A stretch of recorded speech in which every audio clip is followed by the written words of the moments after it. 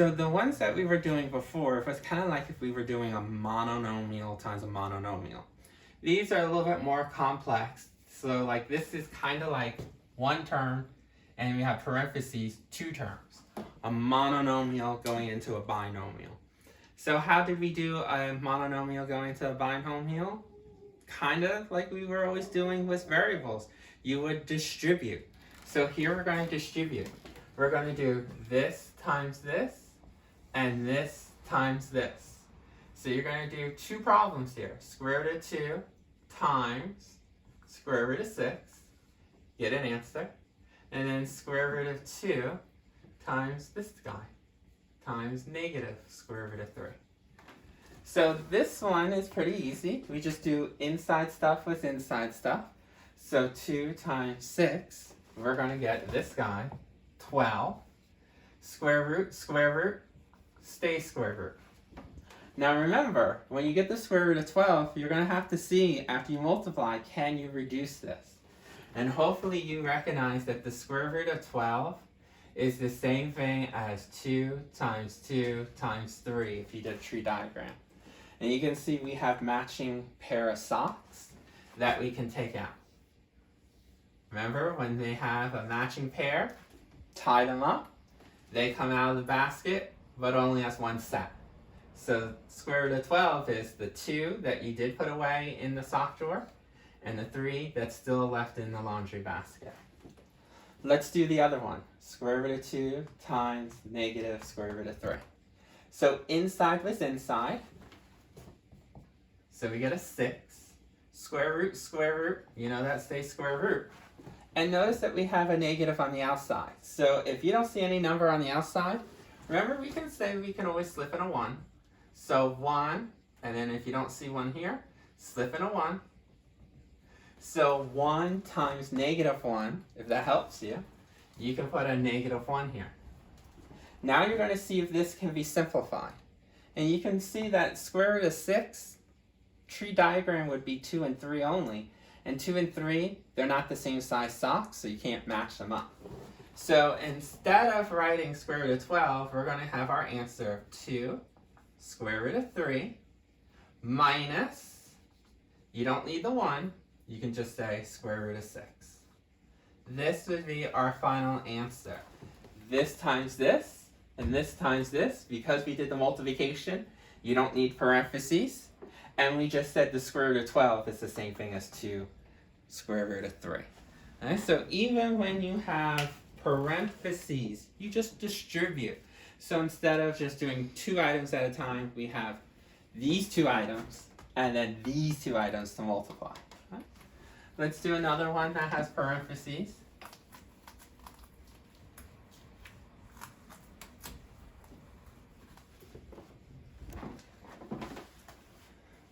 We'll do one with letters, just to see that you can do this with letters as well. 2 square root of y times, let's do a 3 minus square root of y. So what we're going to do is break this down into 2 separate problems. The reason why is because we have basically one term, monomial, times a binomial. Remember, subtraction sign or addition sign separates term. So I'm actually going to do this with this, and then I'm going to do this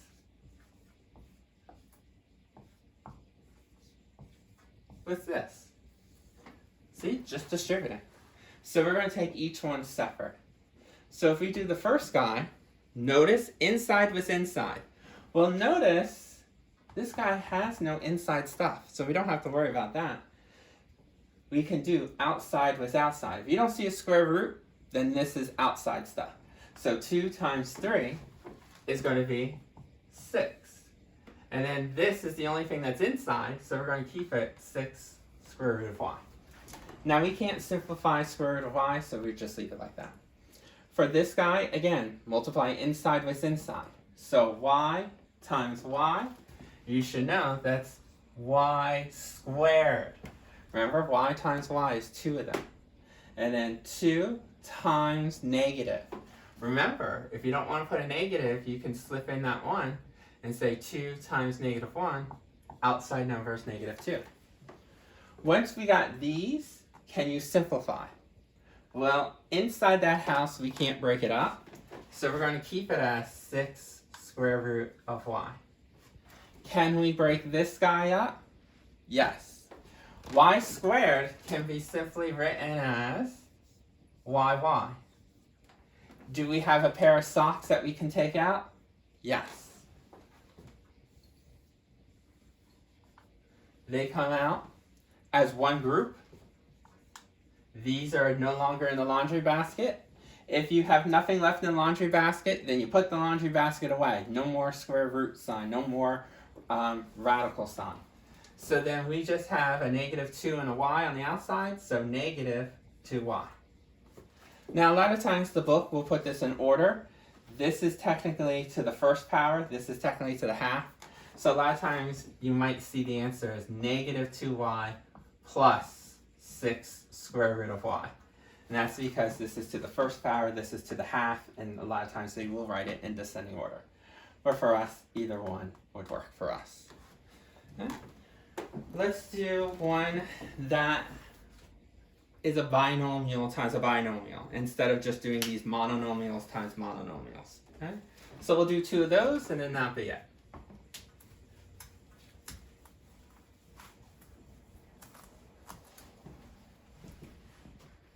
So let's look at maybe the one that had an exponent.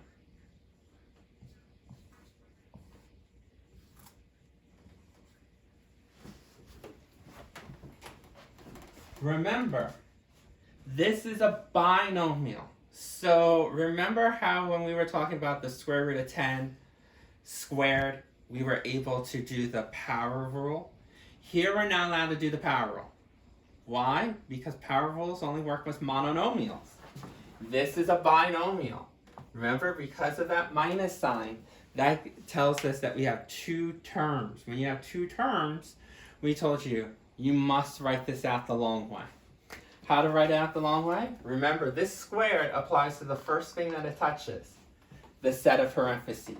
So you need 2 sets of parentheses. 1, 2. And each set of those parentheses are going to have the same items. Square root of a, and then a minus 2. Square root of a, and a minus 2. Now how do you do something that's a binomial times a binomial? Even though we have radicals, think of this as a minus 2 times a minus 2. Remember how we did the rectangle? We can do that. When you have a binomial times a binomial, we told you can draw a grid, a big box. Because this is 2 terms, draw this with 2 columns. Because this is 2, we're going to draw with 2 rows. See? 1 column, 2nd column. 1 row, 2nd row. And then we can take these guys and put it on the outside edges. Square root of a minus 2, that's your first binomial. And then our second binomial, square root of a minus 2. Once you do that, then you can just fill in the box. Okay? So square root a times square root a, you'll learn that this is square root of a squared. Now I put it to the side because you should start recognizing when you have this, you could break it down as a times a. See how there was 2 a's? You can ball up the socks, take them outside, and you'll have just a on the outside, no square root. So when you see the square root of a squared, that's always going to give you just a. Seems a little weird, because before we always said a times a is a squared. Well, square root of a times square root of a will always be the guy without a hat, just an a. No square roots. Alright, so that's your little trick. If you had square root of 7 times square root of 7, simple, since they're the same items, it's just going to be a plain 7, no square root. Because 7 times 7 is 49, and the square root of 49 is 7. How do we do this and this? Outside with outside. Remember, there's an understood 1. Inside, ooh, no inside. So negative 2 times 1 is negative 2 square root of a. This times this, negative 2 square root of a. This times this would be a positive 4. And then we're just going to collect our like terms. Remember, this and this are like terms. Remember, like terms have to have the same radical sign and have to have the same stuff inside. So then this would be a, negative 2 and negative 2. You know you're going to get negative 4. Square root of a, square root of a. Remember, keeps that same square root of a. And then you're going to be left with a positive 4. So then this is our final answer. Because remember, this is to the first power. This is to the half.